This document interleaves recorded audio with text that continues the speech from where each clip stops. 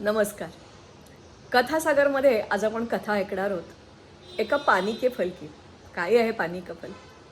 असं म्हणतात, शेतकऱ्यांच्या समृद्धीची किल्ली जी जाते ती ते जे कोणतं पीक घेतात त्याच्यावर अवलंबून असते. ग्लोबल वॉर्मिंग, इतर अनेक स्थिती, बदलणारं मार्केट, लोकांच्या बदलणाऱ्या टेस्ट, यामुळे शेतीमध्ये पण खूप खूप खूप खूप फरक केले जात आहेत, बदल केले जात आहेत. अशाच एका कार्यक्रमामध्ये मी विदर्भ, गडचिरोली, भंडारा, मराठवाडा इथल्या शेतकऱ्यांची मुलाखत ऐकत होते. आणि ते सांगत होते की पूर्वी आम्ही आमच्या शेतात हे घ्यायचो, धान घ्यायचो, आणखीन काही घ्यायचो. मात्र आम्हाला एक गुरुकिल्ली सापडली आणि त्या गुरुकिल्लीमुळे आमचं उत्पन्न लाखो रुपयांनी वाढलं. मग त्या सगळ्या शेतकऱ्यांनी एकत्र येऊन कोऑपरेटिव्ह सोसायटी सुरू केली आणि या भागामध्ये म्हणजे गडचिरोली, विदर्भाच्या काही भागामध्ये भरपूर भरपूर भंडारा, चिखलदरा, भरपूर असे नैसर्गिक स्रोत पाण्याचे आहेत, डबकी आहेत, सरोवरं आहेत, छोटी छोटी उथळ पाण्याच्या जागा, पाणथळ जागा आहेत. त्या ठिकाणी त्यांनी शिंगाडा पिकायला सुरुवात केली. सगळ्यात गंमत म्हणजे सर्वात जास्ती देशामध्ये जो शिंगाडा पीठ घेणारा देश आहे तो आहे बांगलादेश. तुम्हाला माहिती आहे की सगळ्या नद्यांनी, अनेक मोठमोठ्या नद्या बंगालच्या उपसागराला मिळतात त्या बांगलादेशमधून. आणि त्यामुळे या भागामधले बहुतांश भाग हा दलदलीचा आहे. तिथे भात शेती होते, शिंगाडा होते. याच्याशिवाय जिथे शिंगाडा होतो तिथे काही वेळेला भात घेता येतो किंवा कमल काकडी किंवा कमळाचं पीक घेता येतं, जेही तुम्हाला याचं पुढच्या व्हिडिओमध्ये आपण माहिती बघूया. तो शिंगाडा, तर शिंगाड्याला म्हणतात वॉटर चेस्टनट किंवा याला टेस्ट ऑफ द विंटर असंही म्हणतात. कारण दोनदा हा आपल्याला मुंबईच्या मार्केटमध्ये दिसतो. मुंबईच्या मार्केटमध्ये दोन ठिकाणून येतो. एक तर UP बिहारमधून येतो किंवा काही वेळेला बंगालमधून हा शिंगाडा मुंबईत येतो. मग जागोजागी काळ्या काळ्या कोळशासारख्या दिसणारे अशा प्रकारची ती फळं घेऊन कापलेलीमध्ये पांढरी, गुलाबी हे विकताना दिसतात आणि आपण ती खरेदी करतो. खास करून गुजराती, राजस्थानी स्त्रिया याचा उपासासाठी वापर करतात आणि म्हणून श्रावण महिन्यामध्ये हा भरपूर प्रमाणात मार्केटमध्ये येतो. मी जेव्हा माझ्या डोंगरीपाडा, वावे, पालघर त्या ठिकाणी जाते, त्या ठिकाणी मला असंख्य अशी डबके दिसतात आणि मला असं वाटतं की अरे, या डबक्यांचा जर वापर करून घेतला गेला तर. कोणी असा विचार कदाचित केलाही असेल, मला माहिती नाही. पण माझ्या वाटेवर ती जी डबकी असतात ती उन्हाळ्यात बरीचशी सुकलेली, काहींना उन्हाळ्यातही थोडंफार पाणी, पण सगळी उथळ आहेत. मग अशा ठिकाणी आणि मला जी जागा आहे तिथे समोर अशी उंचसखल जागा आहे ना, मग असं वाटतं निसर्गाला डिस्टर्ब न करता आहे त्या स्थितीमध्ये ह्या निसर्गाचा वापर करून घेतला तर. तोच कानमंत्र मला माहीम नेचर पार्क, सगळ्यांना माहिती आहे, तिथे ज्यांनी कचरा कुंडीचं अक्षरशः अतिशय सुरेख वनात रूपांतर केलं की जे बघायला परदेशी लोकही येतात. त्यांनी मला हीच गुरुकिल्ली दिली की निसर्गाला डिस्टर्ब करायचं नाही. आणि म्हणून मी ह्या शिंगाड्या पिठाचा शोध घेतला. उष्णकटिबंधातलं हे पीक, त्याला एकच अट, भरपूर सूर्यप्रकाश लागतो, कमी लागत लागते, कमी देखरेख लागते, कीडही त्या मानाने कमी पडते आणि सर्वसाधारणपणे 2/3 हे पाण्याखाली पीक असतं. सगळी याची पानं पाण्यावर पसरतात, त्यामुळे पाण्याचं बाष्पीभवनसुद्धा कमी होतं. आपण त्याची काही चित्र बघूच या. पण एकदा पीक आलं की 5 वेळा तोडणी करता येते आपल्याला. आणि साधारणपणे पावसाळ्यात आणि थंडीत, मी म्हटलं तसं जास्ती प्रमाणात हे पीक दिसतं. कच्चं तेही खाता येतं, पण कच्च्याला काढायला जायला त्रास होतो आणि म्हणून ते बरेच वेळेला उकळत्या पाण्यात टाकून प्रक्रिया करून ते मार्केटमध्ये आणलं जातं. यांनी जमिनीची सुपीकता भरपूर प्रमाणात वाढते आणि बहुधा अनेक शेतकरी खरीपाचं पीक म्हणून ह्या पिकाचा वापर करतात. आत कधी पांढरं असतं, कधी गुलाबी असतं. याची भाजी केली जाते, कोशिंबीर केली जाते किंवा याला आजकाल सॅलड म्हणतात, त्या मिक्स सॅलडमध्ये वापरलं जातं. नुसतं जरी कापलं, चाट मसाला किंवा आजकाल नवीन पिढीला आवडणारा पिरी पिरी मसाला तो टाकला, लिंबू पिळलं आणि किंचित मीठ घातलं तरी चालतं, चाट मसाला वापरला तरीही चांगलं होतं. आणि त्याच्याशिवाय याचं वाळवून जे पीठ करतात ते मला वाटते उपास, अनेक जण उपास करताना कधी कधी या शिंगाड्याच्या पिठाचे लाडू करतात. शिंगाड्याच्या पिठाचं मऊ मऊ अतिशय पौष्टिक असा हलवा तयार होतो, त्याच्यात थोडा सुका मेवा मिळवून केलात तर. याच्याशिवाय थालीपीठ, वडे, भजी साबुदाण्यामध्ये मिक्स करून असे असंख्य पदार्थ करता येतात. खीर करता येते, पोरीज करता येते.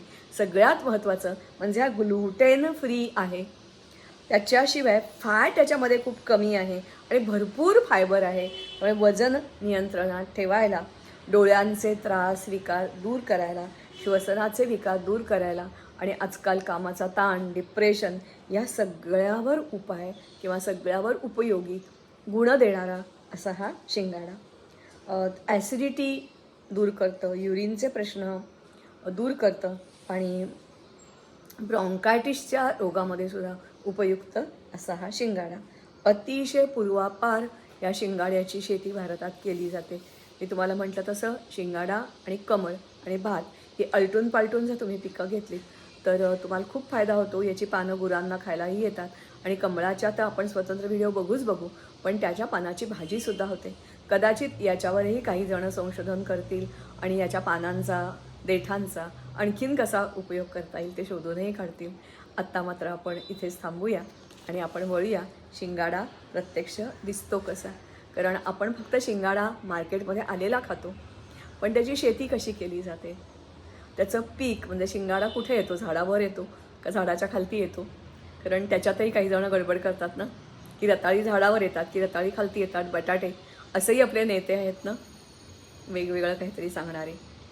तर त्याच्या हे संदर्भात हा खूप एज्युकेशनल, मी टीचर असल्यामुळे असं म्हणतात ना, once a teacher always a teacher. तर मलाही क्युरिओसिटी असते आणि मला खात्री असते की प्रत्येकाने जर ही क्युरिओसिटी जपली आणि सतत काहीतरी शोधत गेलं ना तर म्हातारपण म्हणजे केस पिकतील तुमचे, दातही पडतील, पण मनाने तुम्ही कधी म्हातारे होणार नाही. तेव्हा इथेच मी थांबते. जरूर पुढची क्लिप बघा. नमस्कार. हा आहे बाजारात येणारा शिंगाडा.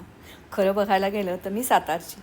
मुंबईत येईपर्यंत या शिंगाडा कधी बघितलाही नव्हता, ऐकलाही नव्हता आणि खाल्लाही नव्हता. हा शिंगाडा एकाने फोटो टाकला आहे आपल्या कुंडीमध्ये कसा उगवलेला आहे. हा एक फोटो आहे की ज्यांनी घराच्या छतावर शिंगाडा उगवलेला आहे. प्रत्यक्षात शिंगाडा असा शेती पाणथळ जागी केला जातो. या बायका या शिंगाडा किंवा पुरुष एक गोळा करतात. पौध्याच्या खालच्या बाजूला हा शिंगाडा लावलेला असतो. काही वेळेला पक्व झाला तर तो गळून पडतो आणि तिथेच त्याची नवीन रोपं पण येतात. काही वेळेला हे जे शेतकरी असतात, हे शेतकरी पकायला आलेला शिंगाडा काढून घेतात आणि त्याची रोपं बनवतात. या शिंगाड्याला जी फुलं येतात ती अतिशय छान पिवळ्या रंगाची, हिरव्या गालीच्यावर पिवळी नक्षी काढल्यासारखी किंवा काही वेळेला पांढरीही असतात. पानं पाण्यावर पसरलेली असतात आणि त्यामुळे पाण्याचं बाष्पीभवन खूप कमी होतं. काही वेळेला अतिशय आर्टिस्टिक असे ह्याचे आकार तुम्हाला तयार झालेले दिसतात. मी तुम्हाला म्हटल्याप्रमाणे हा शिंगाड्याची ही वर पानं, दांडी आणि ह्याच्या खालच्या बाजूला शिंगाडे दडलेले आहेत. या पाण्यात अशा ह्या बायका काम करतात.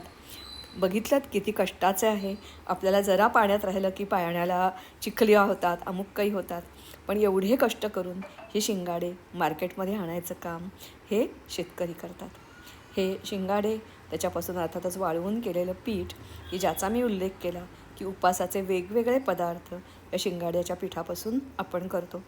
आपण ह्याच्या पुढे जेव्हा जेव्हा हे सर्व खाऊ तेव्हा आपल्या शेतकरी बांधवांची जरूर आठवण काढूया. काय मग काय म्हणताय? तुम्हाला आणखीन एक गंमत माहिती आहे का, की हा जो शिंगाडा तुमच्याकडे जर मोठं अंगण असेल तर त्या अंगणामध्ये एक छोटीशी पाण्याची टाकी बांधून घ्या, त्याच्यातही तुम्हाला करता येईल. किंवा मोठमोठे मला वाटते आजकाल बरीच जणं टायरचा उपयोग करतात किंवा टब असतात मोठे मोठे किंवा सिमेंटचे पाईप असतात. ते सिमेंटचे पाईप जरी तुम्ही अर्धे कापलेत आणि ते जरी असे छान ठेवलेत तरी तुम्हाला त्याही पाण्यामध्ये शिंगाड्याची शेती करता येईल. असे अनेक व्हिडिओ किंवा अनेक लोकांच्या गच्चीवर जाऊन त्यांनी कशी लागवड केली आहे तुम्हाला बघायलाही मिळतील. अगदी एक तर मला असा छोटासा व्हिडिओ बघायला मिळाला की दिल्लीच्या राजधानीमध्ये, कारण तिथेही हवा उष्ण आहे ना, एका बंगल्याच्या टेरेसवर त्यांनी असा शिंगाडा उगवलेला आहे. कारण अगदी स्वतःच्या हाताने उगवलेली छोटीशी शेंग, छोटीसं फळ हे पण खूप आपल्याला मौल्यवान वाटतं नाही का. कारण त्याचं जसं लहान मूल वाढतं तसं हे झाड वाढताना आपण बघत असतो आणि आपला मूल मोठं झाल्यानंतर जसा आनंद होतो तसं हे फळ काढल्यावरही आपल्याला आनंद होतो. जरूर तुम्हीही तुमच्या बाल्कनीमध्ये किंवा अंगणात असं करून बघा. तुमचे जे शेतकरी मित्र किंवा गावकरी कोणी असतील गावाला त्यांनाही हा पाठवा अशी गावातही काही वेळेला मार्शी लँड म्हणजे ज्याला काय म्हणूया भरपूर अशी ओलसट जमीन असते. काही वेळेला ती वापरातही नसते. आणखीन पाण्यामध्ये पावसाळ्यामध्ये तिथे दलदल असते. अशा दलदलीच्या जागीसुद्धा हा शिंगाडा अतिशय छान प्रकारे आपल्याला उत्पन्न देऊ शकतो. म्हणजे एक शेतकरी तर सांगतो की माझ्या शेतामध्ये प्रति एका एकरमध्ये मी 200 ते 300 क्विंटल 200 ते 300 क्विंटल शिंगाडे एका वर्षी काढले. कल्पना करा त्याला किती पैसे मिळाले असतील. तेव्हा आजकाल शेतकऱ्यांचं उत्पन्न वाढवा असं जे म्हणतात, अर्थात मी तज्ज्ञ बिलकुल नाही, पण आपले अन्नदाता म्हणून प्रत्येक शेतकऱ्याबद्दल आदर मला नक्कीच आहे. कदाचित माझ्या सगळ्या शेतकरी बांधवांना खेड्यातही आता शेतकऱ्यांची मुलं शिकली आहेत बरं का, पण तरी माझ्याकडून हा थोडासा त्यांना मानाचा मुजरा किंवा त्यांनाच हे मी डिव्होट केलेलं आहे. नमस्कार आणि धन्यवाद.